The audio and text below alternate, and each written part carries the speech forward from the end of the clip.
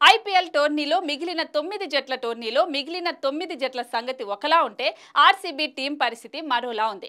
ఎప్పటిలాగే royal Challengers Bengaluru ఈ ఏడాది ప్లే ఆఫ్స్ రేస్లో వెనుకబడిపోయింది. ఇప్పటివరకు 7 మ్యాచ్లు ఆడిన డూప్లెసిస్ సేన 6 ఓటమి పాలైంది. ఫలితంగా పాయింట్ల పట్టికలో అట్టడుగు స్థానంలో ఉంది. లీగ్ దశలో వారింకా 7 మ్యాచ్లు ఆడాల్సి ఉన్నా అన్నింటా విజయం సాధిస్తే తప్ప ప్లే ఆఫ్స్ చేరే అవకాశాలు లేవు. దీంతో ఆర్సీబీ జట్టు ప్రదర్శనపై తీవ్ర విమర్శలు వెలువెత్తుతున్నాయి. సన్ రైజర్స్ జట్టుతో జరిగిన మ్యాచ్ లో బెంగళూరు బౌలర్లు పోటీ పడి మరీ పరుగులిచ్చారు. ఈ మ్యాచ్ లో ఆర్సీబీ బౌలర్ల ప్రదర్శనపై భారత మాజీ దిగ్గజం కృష్ణమాచారి శ్రీకాంత్ మండిపడ్డారు. ప్రస్తుత ఆర్సీబీ జట్టులో నాణ్యమైన బౌలర్లు లేరన్న శ్రీకాంత్ వారికంటే విరాట్ కోహ్లీ అత్యుత్తమంగా బౌలింగ్ చేయగలరని చెప్పారు. తన యూట్యూబ్ ఛానల్లో మాట్లాడిన శ్రీకాంత్ బెంగళూరు జట్టు 11 మంది బ్యాటర్లతో బరిలోకి దిగడం మంచిదని సూచించారు. ఆ జట్టు ఫ్రంట్ లైన్ బ్యాటర్లు డూప్లెసిస్, విరాట్ కోహ్లీ, క్యామరిన్ గ్రీన్లను బౌలర్లుగా వాడుకోవాలని ఆ జట్టు యాజమాన్యానికి సలహా ఇచ్చారు. రీస్ టోప్లీ స్మాష్ అవుతున్నాడు. లాకీ ఫెర్గ్యూసన్ ను చితక్కొట్టాడు.